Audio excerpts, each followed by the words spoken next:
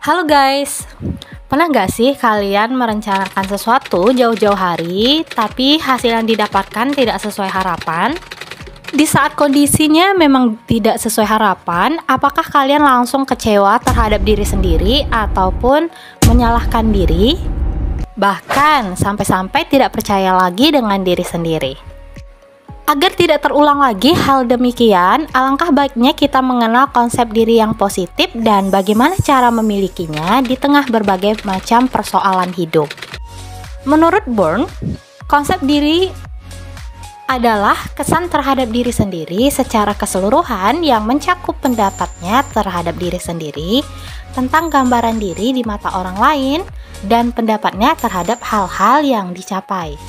Sedangkan konsep diri positif adalah penerimaan yang mengarahkan individu ke arah sifat yang lebih rendah hati, dermawan, dan tidak egois.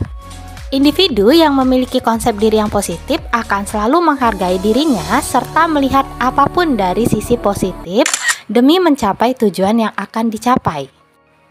Elizabeth B. Hurlock menyatakan bahwa pembentukan konsep diri bersifat hierarki. Konsep diri primer merupakan yang pertama terbentuk atas dasar pengalaman seorang individu di rumah. Konsep diri ini dibentuk dari berbagai konsep terpisah yang masing-masingnya merupakan hasil dari pengalaman dengan anggota keluarga lainnya. Konsep diri primer mencakup gambaran diri atau self-image, baik itu fisik maupun psikologis dengan meningkatnya pergaulan di rumah. Biasanya seorang individu akan memperoleh konsep lain tentang diri mereka.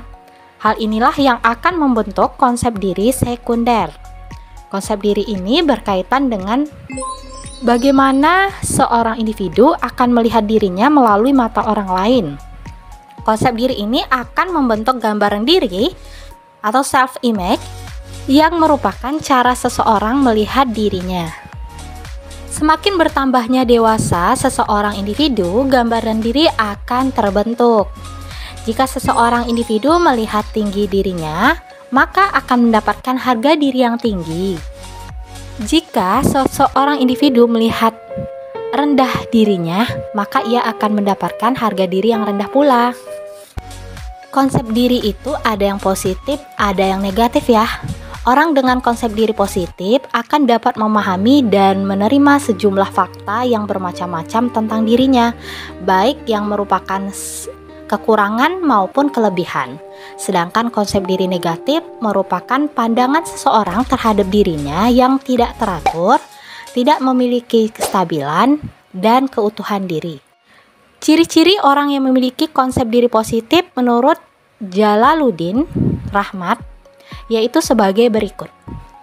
Yang pertama adalah yakin akan kemampuan diri dalam mengatasi masalah. Yang kedua, merasa setara dengan orang lain. Yang ketiga, menerima pujian tanpa rasa malu. Yang keempat adalah menyadari bahwa setiap orang memiliki berbagai perasaan, keinginan, dan perilaku, serta memiliki kemampuan untuk memperbaiki diri. Konsep diri yang positif sangat penting untuk dimiliki. Lalu, bagaimana cara mengembangkan dan memiliki konsep diri yang positif? Nah, ini dia tipsnya. Yang pertama adalah mengenali dan menerima diri sendiri. Yang paling penting dalam mengenali diri adalah dengan mengetahui kekuatan dan kelemahan diri. Bagaimana kita bisa menerima diri jika tidak mengenal dan tidak memahami diri? Tentu tidak bisa ya. Oke, yang kedua, cara mengembangkan konsep diri positif adalah dengan mengapresiasikan kemampuan diri.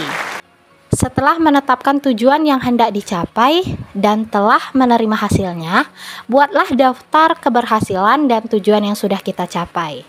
Dan setiap keberhasilan mencapai tujuan, berikanlah apresiasi ke diri sendiri.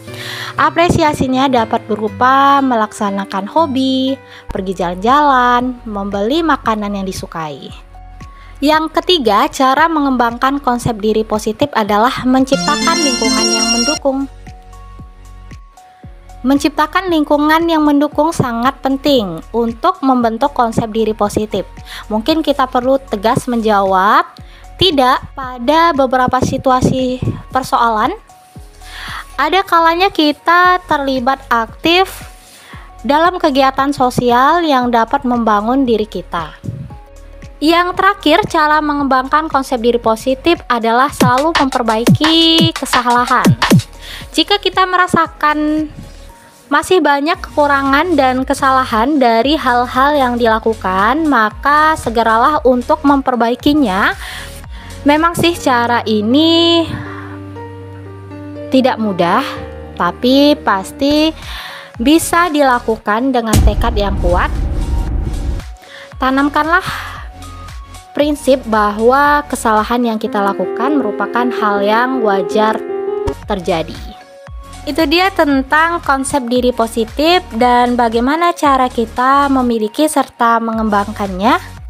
Semoga kita selalu menjadi orang yang selalu memiliki konsep diri yang positif dengan cara selalu ingin memperbaiki diri, mengenal kekurangan dan kelebihan kita, dan selalu berupaya untuk memperbaiki kekurangan yang kita punya, serta memandang diri kita dari sisi positif. Dan yang tidak kalah pentingnya adalah kita harus menciptakan lingkungan yang mendukung, serta berani mengatakan tidak pada berbagai persoalan yang mungkin sangat merugikan untuk diri kita sendiri, dan berani mengatakan iya untuk persoalan yang bisa membangun diri untuk melakukan hal-hal positif. Jika teman-teman merasa video ini dapat menambah pengetahuan tentang pengembangan diri, khususnya bagaimana cara mengembangkan konsep diri yang positif, boleh memberikan dukungannya dengan mengklik tombol subscribe ya. Boleh videonya di like, comment, serta share ke seluruh sosial media yang teman-teman punya. Oke, see you to the next video.